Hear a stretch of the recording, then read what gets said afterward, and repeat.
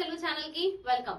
Retired జడ్జిని కూడా వదలని cyber నేరగాలు. ఇక డీటెయిల్స్ లోకి వెళ్తే టెక్నాలజీని ఉపయోగించుకొని సైబర్ నేరగాలు రోజు రోజుకు రెచ్చిపోతున్నారు. మరి ఇక రకరకాల మార్గాలలో డబ్బులు కూడా లాగేసుకుంటూ కంటి మీద కునుకు లేకుండా చేస్తున్నారు. ఇక పోలీసులు సైబర్ నేరగాళ్లు ఎలా జరుగుతున్నాయి, అలాగే సైబర్ నేరగాళ్లను ఎలా గుర్తించాలి, సైబర్ ఉచ్చులో చిక్కుకోకుండా ఎలా కాపాడుకోవాలి, ఎవరైనా ఫోన్ చేసి బెదిరించినా డబ్బులు డిమాండ్ చేస్తే ఏం చేయాలి అనేది ఎప్పటికప్పుడు కూడా అవగాహన కల్పిస్తున్నప్పటికీ కొంతమంది మాత్రం మోసపోతూనే ఉన్నారు.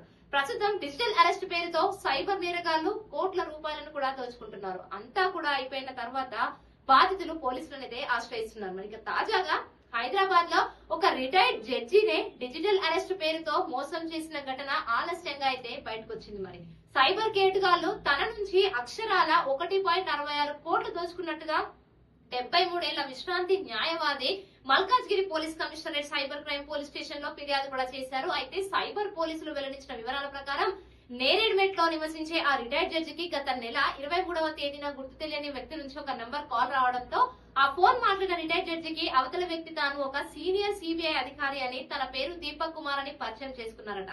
కానీ అతడు సైబర్ నేరగాడు కాగా దాన్ని ఆ రిటైర్డ్ జడ్జి గుర్తించలేకపోయారు. అయితే ఆ రిటైర్డ్ జడ్జి ఆధార్ కార్డ్ తో లింక్ అయిన 2 మొబైల్ నెంబర్లను కూడా ఉపయోగించి మహిళలకు అభ్యంతరకరమైనటువంటి కాల్స్, మెసేజ్లు చేసేందుకు కూడా ఉపయోగిస్తున్నారని దీపక్ కుమార్ పేరుతో పరిచయం చేసుకున్న వ్యక్తి చెప్పాడు. ఈ వ్యవహారం పైన కర్ణాటక రాజధాని బెంగళూరులోని ఇందిరానగర్ పోలీస్ స్టేషన్ లో కేసు కూడా నమోదై ఎఫ్ఐఆర్ కూడా నమోదైందని భయపెట్టాడు. ఇక ఆ కాల్ నడుస్తుండగానే మరొక సైబర్ నేరగాడు కాన్ఫరెన్స్ లో చేరాడు. అతడు తాను సిఐ గౌరవ్ సారథి అని చెప్పాడట. ఈ క్రమంలోనే మానవాక్రమ రవాణా కేసులో రిటైర్డ్ జడ్జి నిందితుడిగా ఉన్నట్టు ఆ రెండో సైబర్ నేరగాడు కూడా చెప్పాడు. ఈ మేరకు సుప్రీంకోర్టు నాన్ బెయిలబుల్ వారెంట్ జారీ చేస్తున్నట్టుగా కూడా చెప్పారు.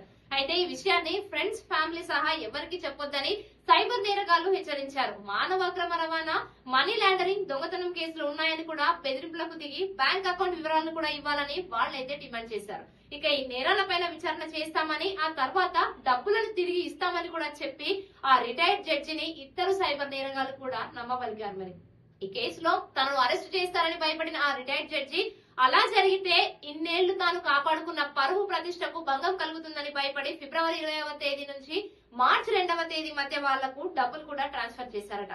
తన 3 బ్యాంక్ అకౌంట్ల నుంచి మొత్తం 4 ట్రాన్సాక్షన్లలో 1.66 కోట్లను కూడా సైబర్ మోసగాళ్లు చెప్పిన అకౌంట్లకైతే పంపించారు. అయితే విచారణ తర్వాత డబ్బులు ఇస్తామని వాళ్ళు చెప్పి ఆ తర్వాత ఇవ్వకపోవడంతో తాను సైబర్ మోసానికి గురైనట్టుగా కూడా గ్రహించి ఆ రిటైర్డ్ జడ్జి సైబర్ పోలీసులను ఆశ్రయించి జరిగిన విషయం మొత్తం కూడా చెప్పారు. ఈ ఘటన పైన కేసు నమోదు చేసుకున్న సైబర్ పోలీసులు దర్యాప్తు కూడా చేపట్టారు.